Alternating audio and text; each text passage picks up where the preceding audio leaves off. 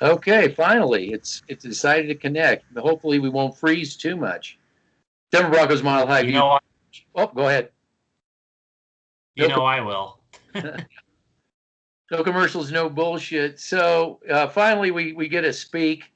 We're speaking a little bit off camera about I'm breaking down some film on the Raiders, the last game of the season.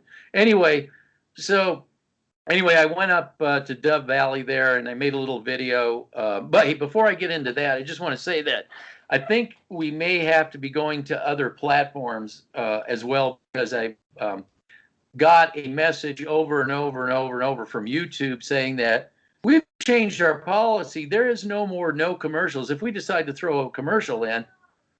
And what that means is that now what the NFL can say, oh, you can't use the video because YouTube will run a commercial. Well, my gripe, I guess, is then I'm going to have the same gripe as the NFL does. Then if I can't run their film, they can't run a commercial on my stuff, or even possibly run a commercial, So I think what I'm going to have to do is, which I had actually originally planned to begin with, is move the actual content over. I'll still keep the channel up, but move the content over. Because I'll be breaking down film, and I don't want to hear a bunch of policies from YouTube when this is not monetized in any way. So it's all just for educational purposes. All right, so I had to get that business out of the way. So I went to Dove Valley, did a quick stand-up, and I mean quick. I ran across the street, set up the gear, did a couple test shots, and it's way too much headroom, but I got to go, and did a couple of takes. The first one was actually the best, so I used that and kind of married it to some of the second. So I threw it up there anyway.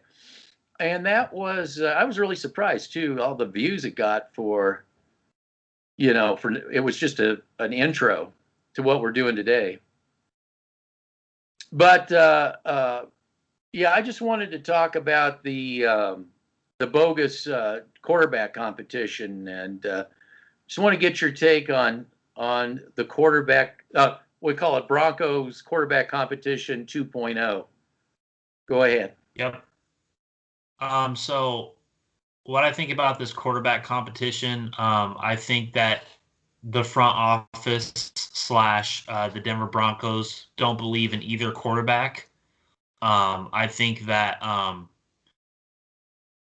when it comes to Teddy Bridgewater, and I'll segue into Drew Locke, I think what you get from Teddy Bridgewater is more of an Alex Smith-esque quarterback, where you're going to have to limit some of the potentials that you have in a playbook that can make defenses have headaches. It's hard to say that because we have Pat Shurmur as our offensive coordinator, one of the worst offensive coordinators in the National Football League, in my opinion. I think that if you start Teddy Bridgewater, you're going to hand tie this offense. I think that if you start Teddy Bridgewater, you are going to limit some of the play packages that you could possibly have when it comes to a certain type of offensive scheme that we want to run. I'm really hoping this year that Mike Munchak has more of a say in this offense, because when we were running his player personnel package, we were having so much success as an offense. I think that gets lost a lot when we talk about Pat Shurmur and the Denver Broncos. Now, when it comes to Drew Locke, I really think that Drew Locke is out to prove something. I really believe that Drew Locke has a different mindset. I mean, if you watch the press conference and you're hearing the tea leaves, he has a different mindset. He's working his butt off. He's been working on footwork. All that stuff. And I get it. This is year 3 for him. He should have been doing it, pre-Teddy Bridgewater, pre-Joe Flacco. But, you have an organization that's stuck it in his head that he needs to go vertical. Hold on a second. It's not year 3. In reality, it's really like he's been in the league for 3 years. He's been in the league for 3 years. Let's just say that. He's been starting for 2 years. From what I'm saying is, I think a lot of successful quarterbacks are great in their footwork techniques and their hip fluidity. I think hip fluidity in a quarterback is very, very. You have to be very good in your hips and your lower body to be able to do ball placement that certain quarterbacks just. If you have arm strength and that's it, you're going to struggle in today's NFL. But going back to the Drew Lock thing, I think Drew Lock, if you start Drew Lock, you're gonna be able to do more as an offense. And I like your analysis on Teddy Bridgewater and Drew Lock. I think it was excellent, on point. I think that, like I said, if you start Teddy Bridgewater, you're gonna hand tie this offense. But with Drew Lock, you're gonna be able to do more. And I think that Drew Lock is gonna beat Teddy Bridgewater out this year. I think Teddy Bridgewater is gonna be your backup. I would have been fine bringing Teddy Bridgewater in 3-4 years ago as a bridge quarterback. But I think Drew Lock is a good bridge quarterback for the future, whatever you guys want to think about, because you guys want quarterbacks. So that's what I think about the quarterback competition. Okay, here's my take. Is I think it's bullshit. I think there's no real quarterback competition. I think and we had a commenter that's just really on the Bridgewater bandwagon, at best I can tell, but still parroting the sports talk radio narratives. Elway doesn't do anything, yada yada yada. He says something about, I think he was bringing up things he didn't realize he was bringing up, is like, I think that they're obviously they've given up on Locke. But let's get in a time machine just first. This is why I say this is bullshit. Let's get in the time machine. Come on. Step in my time machine.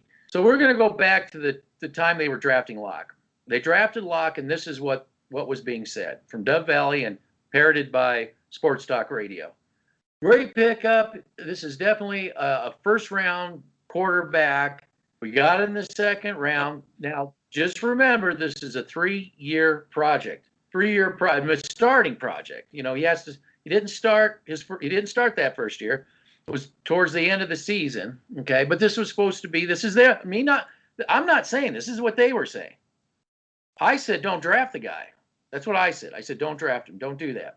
Because this team can't be patient and develop a quarterback. That's why I said this guy needs development. I agreed with that, their assessment of that. That's why I don't understand why would they go for Lance? That's why I never could wrap. But again, you're right. I'm thinking like me, not thinking like I know how they think. Okay. Yes. I know they're not going to spend the time trying to develop Trey Lance. I know that. So I thought the other quarterback maybe was needed a little less training. That's what I thought but obviously when San Francisco went out, and the gig was up, and then everything went to Teddy Bridgewater.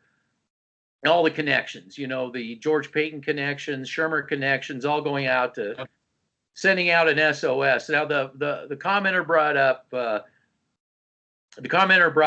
these are coaches that are worried about their job. Well, wait up, time out. They're worried about their job. Okay, wasn't the idea that Locke was going to be a 3-year starter project? So. Why are they worried about their job? I mean, obviously, Fangio's doesn't have to worry. There wasn't ever a reason to. The idea was we got to be patient. This is what they said. Now, not what I'm saying, but this is what they said. We got to be patient and develop this quarterback. Well, you obviously know. Locke isn't stupid. He knows they gave up on him. No. He knows. That's why he's pissed off the media. That's why he went during that press conference. Sorry to interrupt you. That's why he was going off on the meeting during. What about what?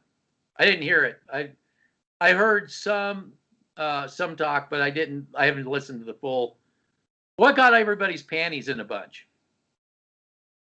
So basically, what Drew Lock did is that he wasn't kissing up to the media like he did a few years ago. Or like he did last year. He wasn't kissing up. He had a different mindset, a different mentality. And as a football player, your media isn't your best friend. No. Especially keep them quarterback. No. Well, look at Von Miller's sick and tired. He doesn't want nothing to do with those clowns. Yes. I don't blame him. I don't blame him. I mean, you're getting Dove Valley talking points. I mean, that's all it really comes down to. So, yes. So he knows that they gave up on him. Okay, but that's typical standard Elway procedure down there. Teddy Bridgewater, I have no problem with Teddy Bridgewater, but here's the thing. I don't even know if they would have brought him in had they been able to get Trey Lance. Maybe they would, I don't know, but you know, and you know as well as I do, and I try to explain this to this person that doesn't want to listen. You know, if Aaron Rodgers, if somehow Elway's on his knees, he's good. Well, I'll give you the team. You know, to save his legacy. You know that Bridgewater, they'll throw Teddy Bridgewater under the Bridgewater, right? They'll throw him right under there and bring in Aaron Rodgers. Down the road, he'll go just like Keenum, just like Flacco, just like everybody else. We've seen this movie over and over and over again. But you know they brought him in anyway to start him. This why there is no real quarterback competition. The mindset is from the Shurmurs of the world, maybe Pat, maybe the new GM, talking to Elway. Maybe the idea is we like him. We're going to start him. The reason they have to do all this is because they have to act like, oh, we're not backtracking on what we said we were going to do. So, yeah. So you're in agreement with me. You think that the fan base will eventually get tired of Teddy Ball? No, I honestly don't. Let's just say, let me backtrack on that. I think there's going to be a portion of fans that want Teddy because they want Drew Locke to fail, because they think he sucks. And there's going to be that other portion that's like us, who's going to get sick and tired of this Teddy Bridgewater clown fiasco with Pat Shurmur at the helm and John Elway still being the director of player personnel. Yeah, but it says director of prep. I know they can't get they can't. They can't wrap their heads around reality. Yeah, I know. It's too funny. Yeah. But here's the thing. Even remember, a lot of these Drew Locke haters were supportive of the Drew Locke pick initially. Remember that. Initially, that's the way they operate. But we also have to take into account that they're listening to the con artists out there and the feel good crowd, feel good media. Sorry. That's what I'm saying. So well, look, let's take Flacco for instance. I say don't bring him in, but you don't listen to me. Don't listen to me. Just don't listen to me, because I know the offensive line can't support Joe Flacco, number one. Right there, it's already a bad match. But don't listen to me. They bring him in, and Flacco. And then how long did it take them? All that noise to say, get rid of him, run him out of town. Never did want him. I'm just so done with it. Well, I agree with you 100% because what happened was Flacco called out Elway. Flacco called out Rich Scangarillo, but basically was calling out Elway, and that's how they got rid of him. And another thing they have to bring up, you brought up the offensive line, which I think you have been very consistent on over the few years that you've been doing this, and I appreciate that. They can't even support Drew Locke and Teddy Bridgewater. Let's just be completely honest here. They're not going to be able to support neither quarterbacks. Yeah. I mean, I'm watching the Raiders game, and the offensive line's doing a decent job, and I'm also wondering, is the defensive line for the Raiders like, it's the last game of the season, yoo-hoo, here we come, because that was not the case when they were playing Pittsburgh, when they were playing Tampa, when they were playing Kansas City. It was like a turnstile. But they're playing one of the worst defensive lines in football in the Raiders, and it's the Raiders defensive line. Like, give me a break. Like, they're facing a mediocre defensive line. Yeah. So, goodness. I'm just, like, little caveat that I'm going to bring up is I got the all-22 film, and I've been breaking down the last game of the season, just to see where we kind of are. But getting back to Teddy Bridgewater is, like I said, I don't personally have anything against Teddy. And like you said, it'd been a different situation. Oh. And it'd be a good selection to bring in to, and then train maybe, but that would have been doing it right, and wasn't that what Case Yes, that's what Case Keenum was supposed to be. They drummed him out of town. Teddy Bridgewater could have been your Tyrod Taylor to a Drew Locke, a whatever. You could have built the team around Teddy, And then like you said, like any other good organization could have just drafted a quarterback, bam, put him around the surrounding talent like a Patrick Mahomes has, like a Josh Allen has, a Lamar Jackson has. That's why I started this channel, because they refuse to do that, because I believe that what the Broncos is really lacking is ownership, not a quarterback. That's down the road. But you can't, they keep wanting to put a cart in front of a horse. No. You have to develop players. Absolutely. I agree. Teams, you can't draft special teams. You have to be a team that develops players. Teams that develop players, it just translates over to the special teams. Okay? That's how it works. Now, I just want to say, this whole thing about Denver where quarterbacks go to die. I'm telling you, what's going to happen, you're going to see this. They're going to be sick and tired of Teddy Bridgewater. Well, something's going to happen. I don't know what. It's not going to be good enough. And whether they like Locke or not, they'll want to see Locke that's where they want to see him fail. They want him to come back so they can see him fail, because they ultimately want Aaron Rodgers here. Because why do they want? Go back to another commenter. Nobody thinks Aaron Rodgers is coming.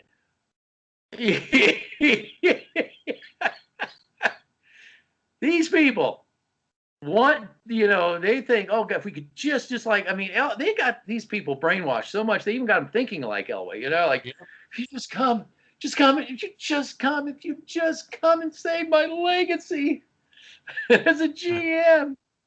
But he did go to a Super Bowl with the help of Pat Bowlen, Wade Phillips, all these people he got rid of. Oh, by the way, you mentioned that if you cross Elway, you get the boot. You left one important person out.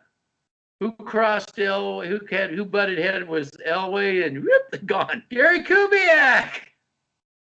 He left. That was a big one. Yep. I think we also aren't bringing up Adam Peters enough.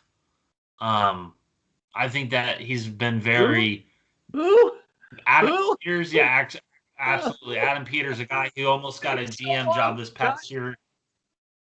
According to these feel-good fans, he's so out of you're talking like Martian right now.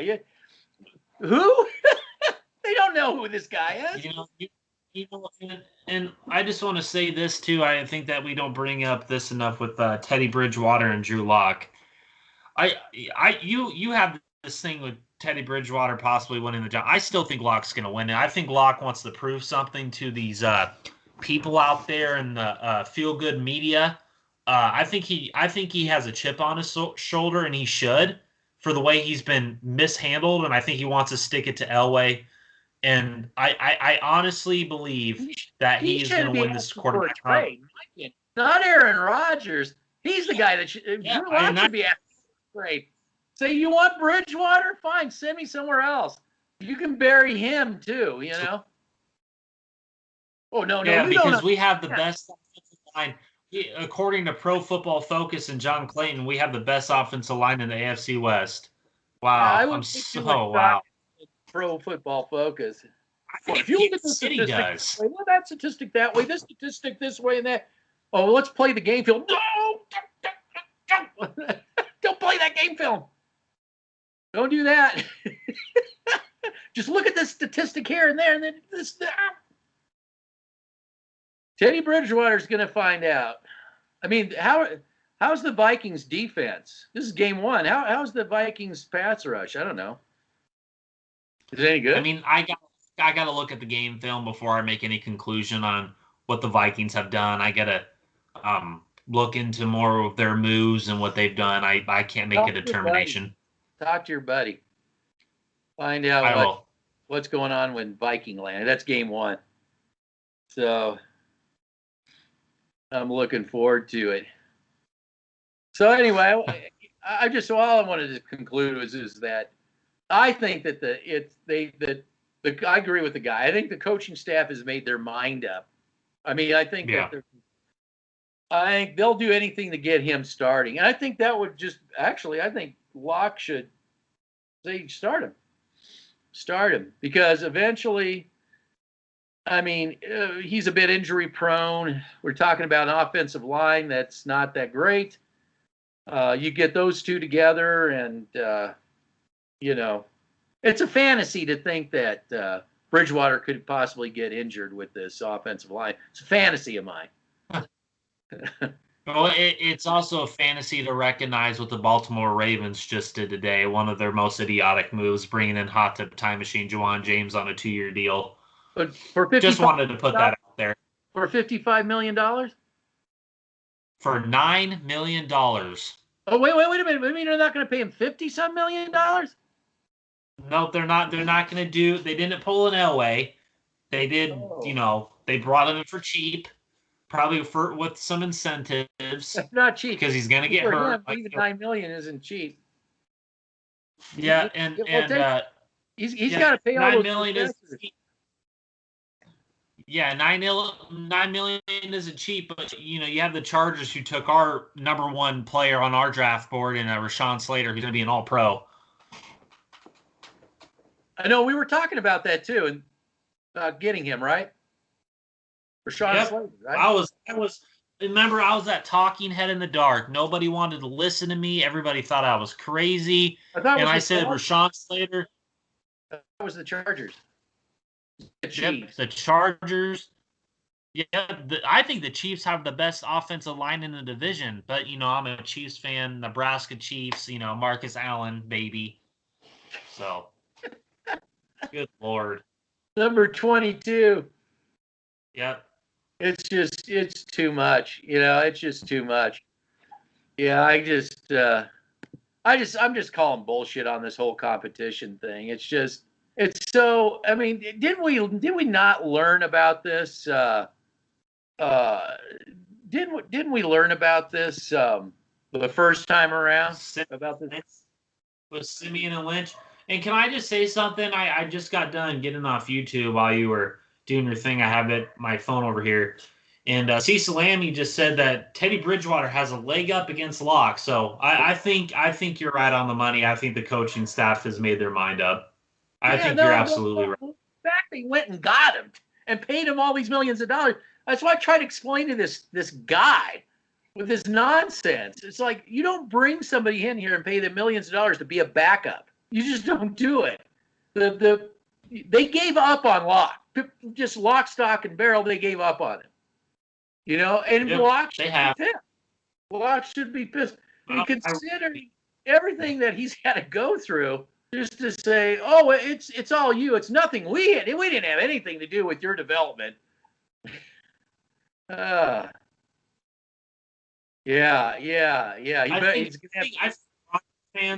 I think Bronco fans are actually going to be happy about this. I think they're ready for another mediocre season, in my opinion, because they're so brainwashed, like the American public, to accept mediocrity and accept whatever is thrown at them and accept whatever they see on sports talk radio, just like America with the national television shit. Yeah, so if they go 9-8, it's a big season, man. They had a great season. They went 9-8, right? Yeah. 9-8, wow.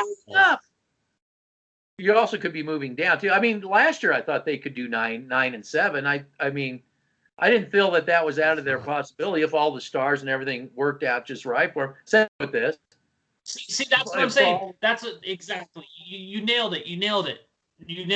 If the stars aligned. So we're praying on stars and stuff to align for this team to go 9-8. Yeah. Good Lord. Right now they have a much easier schedule than last time. Still tough in places, but a much further. But you never know. I think a team like Washington, their defense is going to very much surprise. Second half of the season. Did you see the second half of the season? Good Lord.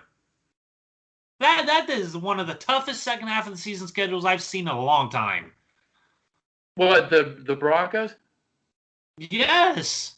They end with 3 divisional games, I believe, on the road. Well, yeah, okay. You're sure going to win those games. You're going to win in Arrowhead in December. I don't quote me on that. I don't know if it's in Denver or in Kansas City, but Kansas City, that might actually. You know what? No.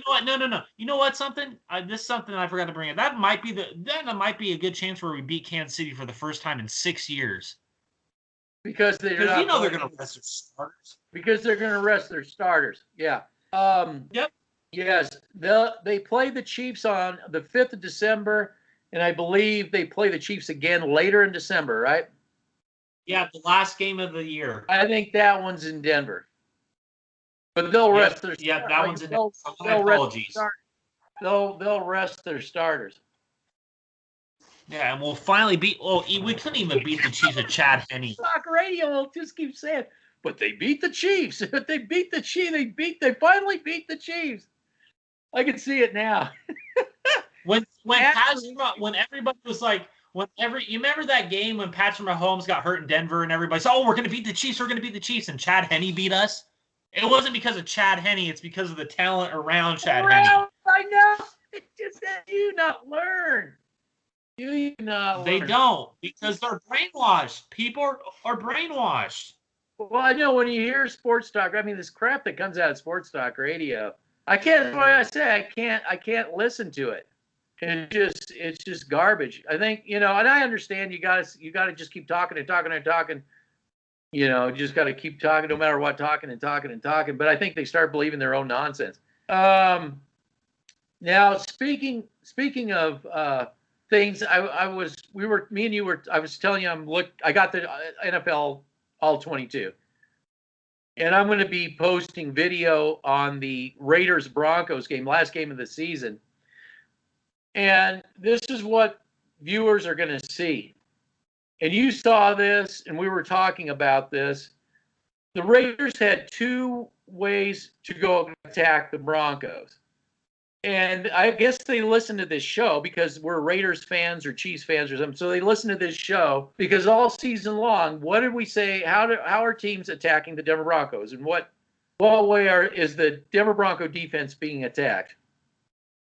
Over the top and in the middle. And in the middle. And that's all you see. And I've gone through the first half. That's all you see. Hitting the linebacking area, maybe just beyond it, and then touchdowns over the top. And now you're going to say corner. It's all corner. These corners are playing pretty good, actually. One of them even busts up. But the thing is, as I want to show the viewers, they keep going to this all the time, and I'll tell you why. I've come to the conclusion, based off of what I'm seeing around the league, the biggest thing is that there's no safety help. These corners are getting zero safety help, and there's a reason. And that in today's NFL, you can't play 90s football. So what happens is in Denver Broncos lack the talent in the linebacking to cover. They don't have a really solid, since Chris Harris Jr. left, they don't have a solid cornerback playing the slot. So now the safeties have to make up for that. So they can't help the corners.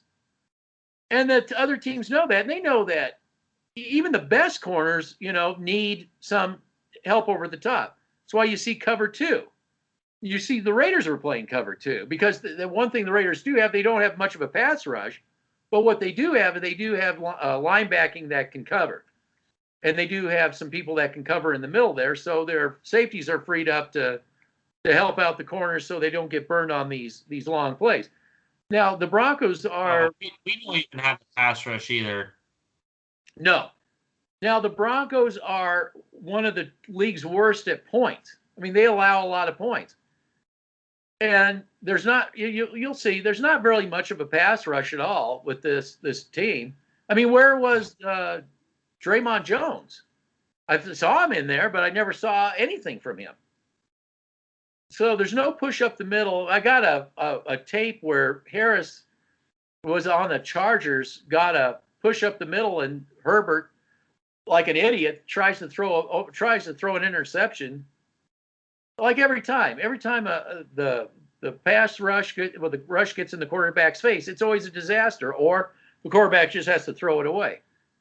Well, I mean, they asked Draymond Jones in an interview. That's why I watched Draymond Jones' interview, since he's so near and dear to everybody's heart.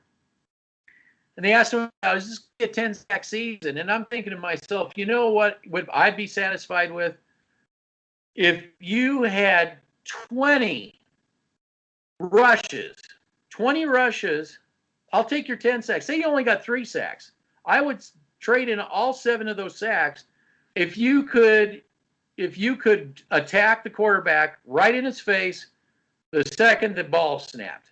Get in there and make that quarterback do just like Mahomes. I'd give them all up if you could just get him to throw, picks. But that's not going to happen. Okay, I'm going to let you go. No, you're good. You're good. I was just trying to think about what I was going to say. When it comes to Draymond Jones, and I've been meaning to ask you this, what is more important, getting sacks or causing pressure to the quarterback to make a mistake in a game, like interceptions? Mistaking a game for interceptions by far. In today's NFL, okay. You want, yes. Go get in Mahomes' face as quick as you can. Mahomes is a good enough quarterback that he's not going to take the sack. But if you are letting the quarterback linger around, like I've seen all season long, seems to me the corners are actually doing pretty good. You get a sack because the quarterback's holding on to the ball too long. Or he can't. Why is that? Or he can't burn you over the top. Yeah, so this correlates to what I've been saying about Draymond Jones and Shelby Harris, and people have been attacking me left and right from all sides of, the pinnacle. When it comes to Draymond Jones and Shelby Harris, those guys are Robins to a Sheldon Rankins, or Robins to an Aaron Donald. Okay, what I have continually said since Malik Jackson and Derek Wolfe, because Derek Wolfe was the Robin to the Batman and Malik Jackson. Yeah. What was one of the most important things that happened in 2015 for that defense? They were getting turnovers and on a consistent basis and providing points on the scoreboard. In today's National Football League, you need a defense that can cause turnovers. And Denver hasn't been doing that since 2015. No, because they want to play 90s football. They don't even want to play 2015 football. And who wants to play 90s football? Is it Fangio or is it Elway? Well, that's what I'm saying. I want to look at Fangio's Chicago. This is the thing that I think you hit a big point. I think you hit a major point when you were pointing out the player personnel in Chicago versus the player personnel in Denver. If Fangio was instrumental of bringing in people that could cover the middle, and that, I want to see, if that freed up his safeties, because these corners aren't getting any safety help. I'm going to point this out I show this film. You're going to see the safeties like going after tight ends and stuff in the red zone, in the red zone, leaving wide open end zones for receivers to catch. I mean, I could have thrown a pass to the receiver. You could have thrown a pass to anybody. You brought up a good point, and when it comes to the Chicago Bears defense versus the Denver Broncos defense, I have said continually since Fangio came here, I said that what he likes to do is rush 4. And what he likes to do is do a lot of cover 3 and cover 2. Because he knows in today's NFL that you need to produce turnovers as a defense. You need to have good coverage linebackers. Now, this is what I figured out, and this is what I looked up. I looked up the last 2 years in Fangio's his last 2 years in Chicago versus his first 2 years in Denver, and I wanted to see the differences in the turnover differential and the turnovers that his defense has produced. In the first 2 years in Chicago, he produced more turnovers than he produced in the first 2 years in Denver. And that should tell people everything that they need to know.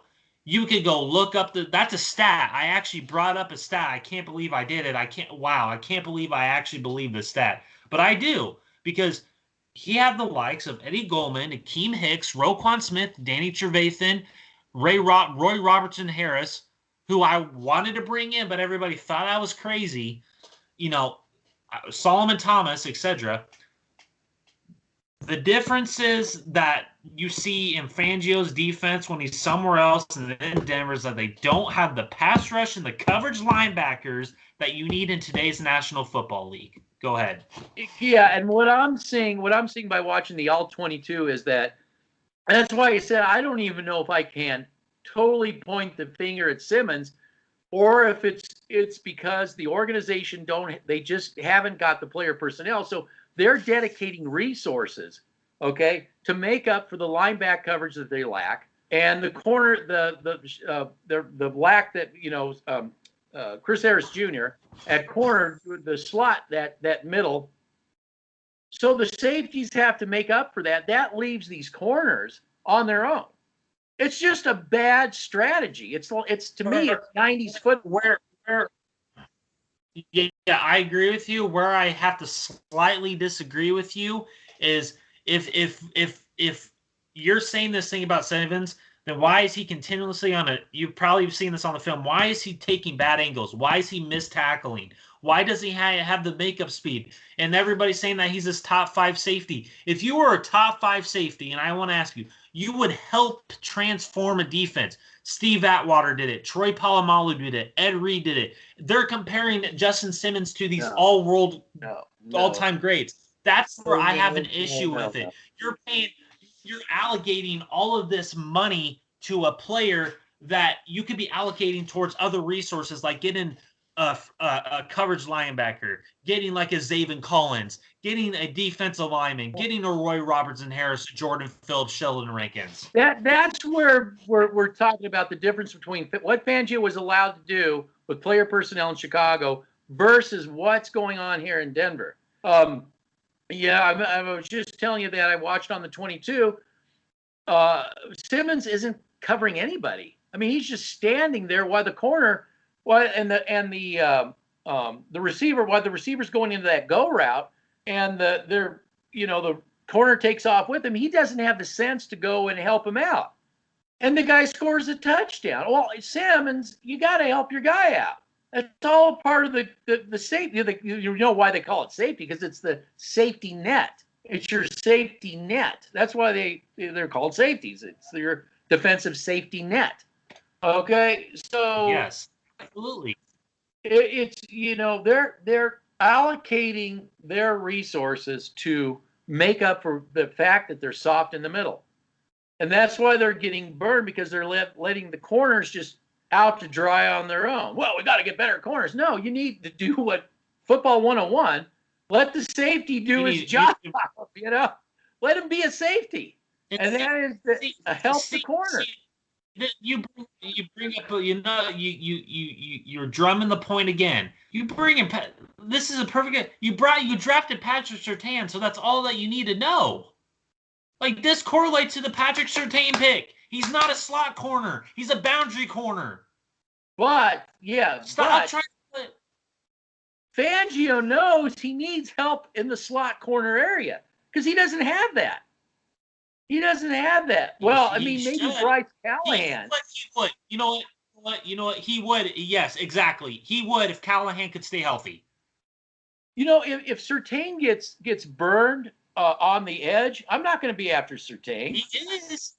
I'm going to. If he does, I'm still going to say, where's your safety help? If they're running cover 2-man, for example, you better be able to run with that receiver. I'm sorry. You better be able to run that receiver. And Justin, God, I've been saying this to fans. Patrick Surtain does not have the hip fluidity and the freaking makeup speed like a Ronald Darby. Love the player, hate the signing, hate the money that we're giving him. He doesn't have the same with Justin Simmons. They're the exact same player. They don't have the requisite speed and hip fluidity to keep up with certain players like a Tyreek Hill. That's why you have like Cole Beasley's, Tyreek Hill's, Marquise Brown's, all these receivers that they're putting on Justin Simmons. That's why Patrick Mahomes isn't afraid to throw on Justin Simmons' side of the field because he knows that he can't make up the. Well, yeah, he's not going to be there to help. He's not going to be doing his job. He's going to be making up for the slot corner and the him or Jackson. It doesn't matter. Either safety, it's the same thing. they're going to be making up but for even when they make up for the slot corner, even when they make up for the slot corner and trying to help, can't even do that right. Oh, that's where your bad angles come in and everything. So it's but you're talking about Surtain isn't going to keep up with these marquee receivers. He's not. I know there's been a lot of feedback about him too, about he's been overhyped. A lot of people, and this doesn't come from me or you, that a lot out in the college rankings is saying he's been way overhyped. He's too stiff as a corner. You cannot be stiff as a corner. You're going to be in Michael Ojemudia. You cannot be stiff as a corner.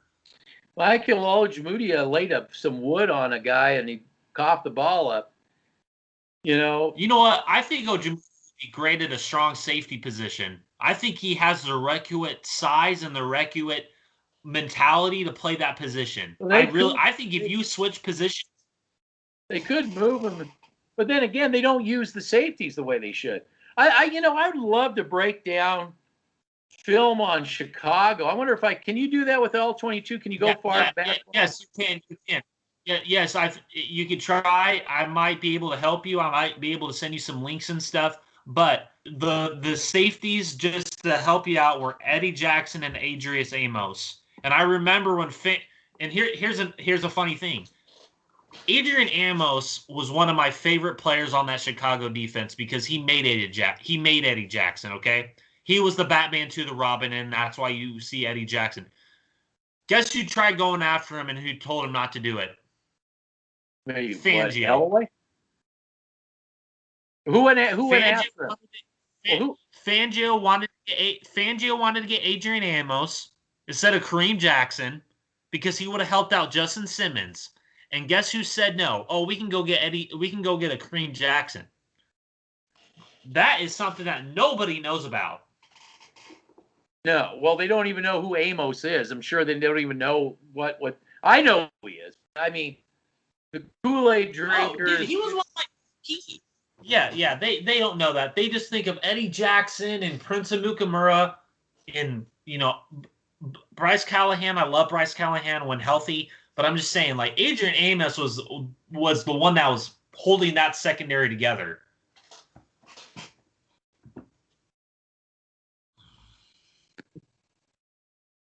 Oh, let's talk about this really quick. So we're going to move to offense now. So Jerry Judy is just excited. He's just excited for the quarterback competition. Let me ask you this. Do you think he'd be excited if he had to get in a competition with Tyree Cleveland? No, I think he's a prima donna. He is your next. Yeah, he's a prima donna. I'm breaking down this Raiders Broncos, and I'll tell you what, Tyree Cleveland is a damn good receiver. I mean, he's a handful for their DBs out there. He's drawing flags. He's making Pro Bowl catches and not dry. Man, actually that ball he dropped in that game should have never been thrown to him. He was covered like a blanket, and I'll get into that. The ball should have been thrown. But really, it wasn't even Locke's fault. The play was designed where the guy who should have caught the ball, they wanted him to run further than he should have ran because it was for a first down, and it just And then with the pass pro situation, Sure. but I would love to see a Tyree Cleveland and Judge Judy competition. I'd like to see that receiver competition. Why can't the receivers have a competition? Why does it have to just be a quarterback? Why can't the receivers? Well, because Jerry Judy was a first-round pick. Remember, everybody loved. Like why you're bringing in Bridgewater? Kind of the same idea. Is that what you're saying? Kind of the same thing. Exactly. Yeah. Exactly. You brought in you passed up on Tristan Wirfs. Again, you passed up on Tristan Wirfs. You passed on Rashawn Slater. Oh, okay, yeah, I'm a dumbass. But I'm just saying, like, dude, Jerry, I hated the pick. I call him Jerry Judy. The difference between Tyree Cleveland and Jerry Judy. Tyree Cleveland, when I saw him play, wasn't, and again, people do not understand how my football logic works. Who is able to not who if you're going to be running in the middle of the field, I want you to show that you're not afraid and you have no fear. Every time Jerry Judy runs in the middle of the field, he's afraid to catch the frickin' ball. Tyreek Cleveland isn't. That's the difference. He is not afraid whatsoever. They are night and day differences too. And I would love that. I would love to see that receiver competition. You're all into competition, people. The receivers also should have a competition. And mark my words. Judy wouldn't like that one. Judy wouldn't like that one. He's gonna love Potter because he doesn't throw the ball too hard. Yeah, I didn't hear Cleveland complaining about the ball being thrown in the wrong place too hard. Did Hamler complain too? No, he didn't complain. No, there was only one complainer, and that was the guy dropping the football. That was the complainer. 10 times the game. Wow, man. Don't and he worry. Almost dropped like 3 balls the next game. See, Salami will be there to hand him a box of Kleenexes, a little handkerchief for him to blow his nose up. Just like he did with Jackson Lynch for 3 years? Okay. Yeah. Well, Jay Cutler, too. I just, never, it doesn't stop. With Cutler. Oh, Brock Osweiler? Okay. Well, Jay Cutler. Anyway. He did with Osweiler, too. Oh, I didn't think he cared about Rothwell, but who knows? Who knows? It's funny. This guy's just cracks me up. So you sent me a link about Dave Ziegler. It was an old link. Why did you send me about a GM that said no to the Denver Broncos? Why send me that old link? Because I think George Paton isn't the general manager of the Denver Broncos. I think he's just a puppet, like me and you have been saying for months and months and months. I think Dave Ziegler is one of those guys where he understood what was going on in Denver, and he pulled himself out of the GM search. That's the key underline. He pulled himself out. Elway didn't say that he didn't want him. None of this bull crap. It was Dave Ziegler himself pulling himself out of the GM search for the Denver Broncos, and that I sent you that because it's a reflection on how shitty this organization is. It's a reflection on how terrible this organization has fallen from the graces when Pat Bowlen was in charge. We have no leadership. We have no accountability. We have nothing that can show for when it comes to the Broncos. We are a laughing joke. We are a shit show. We have been a shit show for 5 years. I'd probably say 6 years. That's when everything was going to shit. Yes. And Elway was lucky. He still had Manning. He had Wade Phillips. He still had the people that he ended up getting rid of, the player personnel that he had to get rid of. But I want to say something about that point. I think the only reason George Paton signed the line, he knows what's going on. He knows Elway's. This is Elway's last. And that's why I think they are desperately wanting to go after Aaron Rodgers. Desperation. And I think that they ought to go with this. I'll give Elway this credit. This is going to be, as long as I'm here, I'm calling the shots. You just nod, just like Vance Joseph did. You just nod. And then when I'm gone, you can be the man. If you sign, I'm going to be gone. You can finally just be the man, and you'll be an attractive asset to an owner. And no, Brittany, it's not going to be you. You can guarantee that. You wipe that notion out of your head. Not going to be you. But when an owner comes, we have a GM ready to go. And I wouldn't mind seeing what Paton would be like without John Elway co-GMing. By the way, if you go to the website, it does say GM under his title too. So when Von Miller said the GMs, I'm not doing this for the GMs, that's what he's talking about. Yep. And keep reading the bio. It says I'm deeply involved in the player development, player personnel, acquisition, all that with Vic Fangio. I just want to bring up something. I went back and watched our old footage of when who we thought was going to be the next GM. We thought of Champ Kelly, et cetera, et cetera. We're not always right, but we're very close on We're just saying, everything that we talked about. we're feeling it out. Yeah. I thought you brought up a great point in one of those videos. Is I think what Elway did is, again, he did his laundry list, because what is Elway known for? Just pissing away money. Just pissing it away. Just pissing it away. Oh, You saw that with Ronald Darby. You saw that with Ronald Darby. You saw that with Justin Simmons. You saw that with Shelby Harris. You saw just the pissing away of all that money. Signing players for what their market. If those guys were out in the free agent market, I guarantee you they wouldn't have got the deals that they've gotten. I guarantee you. I guarantee you.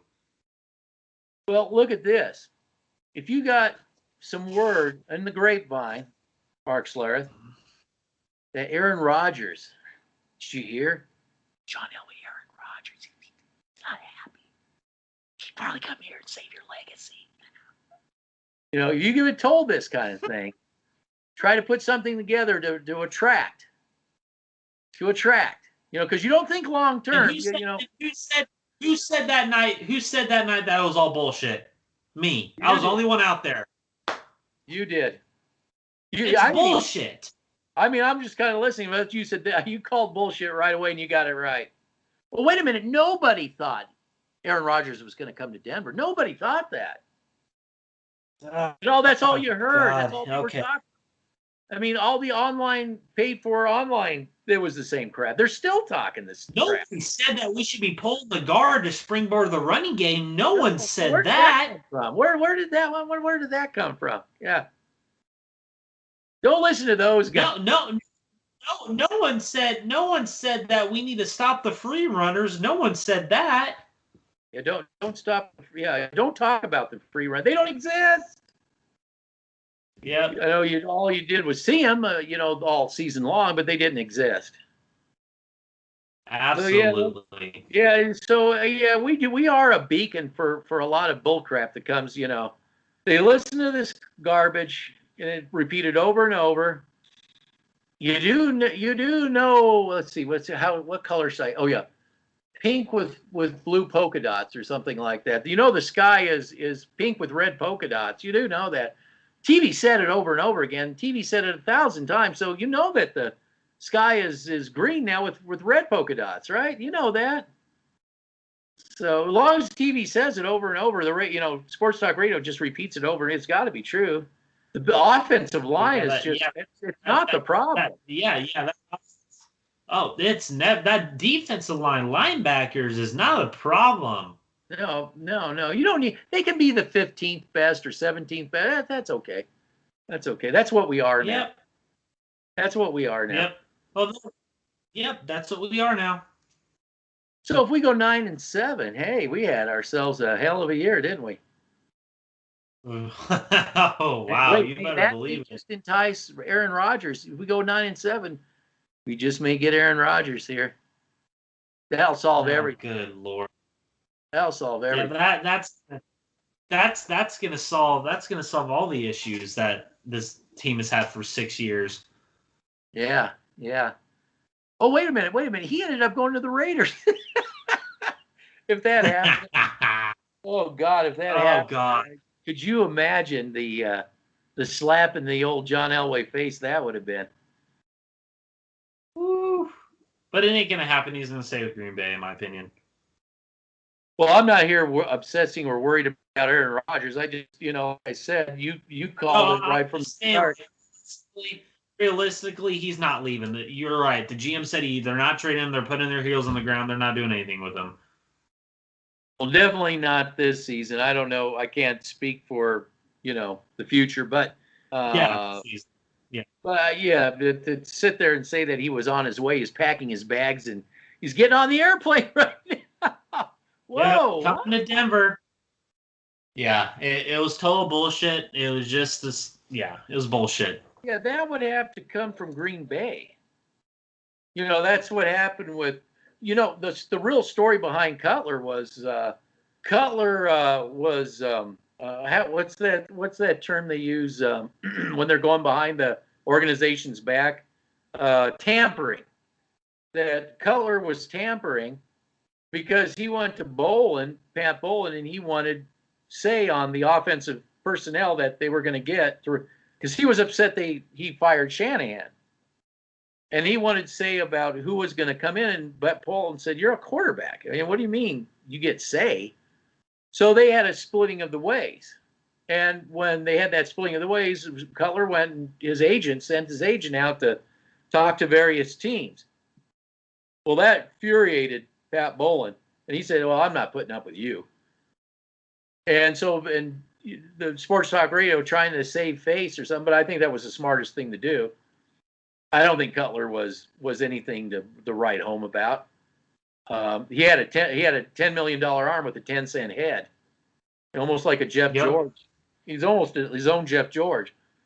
So I mean, Pat Bowlen got it right. That's why I say I don't think a Brittany Bowlen would make a decision like that.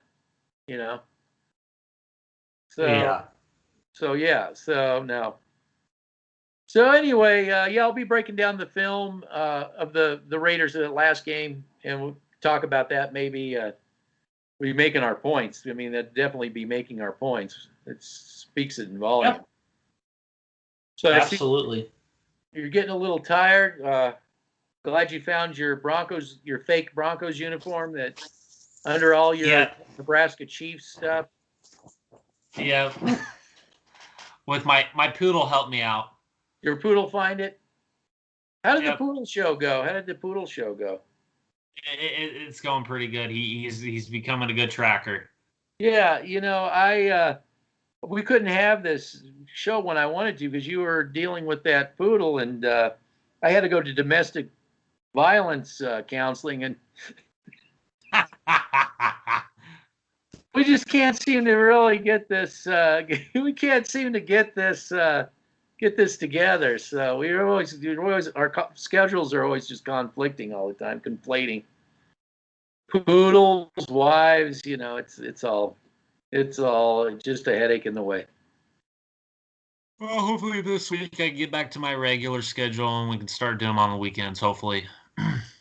Yeah, well, I get Saturdays off. Normally I won't be off this Saturday. I'll have to, but maybe next Sunday. Yeah, that works. We can do something. I'll have the video out by that time, and it's a lot of work. Oh, yeah, you might. Wait, what? Nothing. Stuff like that's a lot. I mean, just one half of I'm observing, I'm taking notes, observing, taking notes, observing, taking notes. Then I got a copy standard so I can put in digital format so I can upload it, and they don't make that easy. So but you'll see. I don't know that guy. I don't know that my attention span. I only know Juedy. That's all. Yeah, Juedy. He helped the development of Cortland Sutton, but everybody hated him. So. Oh yeah, I know. Yeah, well, we can't have any of that on the job, ass kicking that you need to develop these players. But. Yep. I mean, all right. Watching film of Sutton back when he first came, he was needing of an ass kicking because he was running lazy routes, and it made him a better. I mean, Sanders is saying, "Look, I just don't want you to look like a joke out here. You're running around this ain't gonna cut it in the NFL. I mean, you got to work your ass off. It's just the way it is. Or you can not work your ass and look like a total joke. It's up to you." And that's what we need more of that here. Just need to get an owner. No, we just have a bunch of prima donnas like Jerry Juedy. Yeah, I would like to see that receiver competition between him and Cleveland. That would be good. It would probably great. It probably wouldn't go well with the media. I mean, the hyping. Well, I'm gonna let you go to sleep. I think you've had enough. You gotta love it. You gotta love my all this. Go Chiefs. Go Chef. Go Chef. Yeah, the Nebraska Chefs. Chefs. Yeah. Alrighty. I know. Take Don't care think and critically. Whatever you do, you gotta just nod and say, "Give me more Kool-Aid. Give me. I'll just 9-7 is the same as the Super Bowl. 9-7 is the same as the Super Bowl. Yeah. It's Feel Good Friday. Look at you with our Feel Good Friday crowd. Yeah. Big goal. Oakley dokley stokely. I'm Oakley. Oakley dokley stokely. Oh, good God. All right. So we didn't have, yeah, the most hated Bronco channel there is out there. All right. Yep. Yeah. We're We're all what? right. Talk to you later. Yeah, we're a magnet for nonsense, that's for sure. All right. Take care. Check out our comment section. These people just, they're so witty. Oh yeah. They bring those stats in. Yeah. And then they never return when they were right. They don't. No, I had that conversation with that one guy on your YouTube video. He didn't respond. Come on, man. I think you may have responded. I on the 7-Eleven. Free hot dogs. Now you're freezing. Whatever you want. Come on. Absolutely. Now you're freezing. He was saying he loves his job at the gas station. Yep. He drives to Crown Vic. If you're in Nebraska, he drives a Crown Vic. It looks like a cop car. He wrote K9. But you'll see there's a poodle back there. Yeah, he'll unroll the window and it's curly hair.